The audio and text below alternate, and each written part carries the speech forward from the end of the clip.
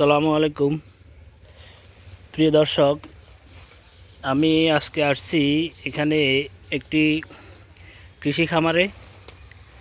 এটা হচ্ছে আমাদের নোয়াখালীতে, সোনাইমুড়ি ফদুয়াতে। এখানে উনি আপনার ফুলকপি গাছ লাগিয়েছে। কিছুদিন পর এখানে ফলন আসবে আলহামদুলিল্লাহ। আরও আমি আপনাদেরকে একটু সামনে গিয়ে দেখাই। উনি অনেকগুলি কফি গাছ লাগিয়েছে। কিছুদিন পরে এই যে এই যে ডিগিগুলো দেখতেছেন, এই যে এখান থেকে ফল আসবে ইনশাল্লাহ আলহামদুলিল্লাহ। কত সুন্দর একটি কফি ক্ষেত,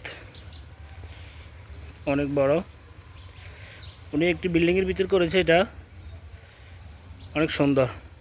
আসসালামু আলাইকুম।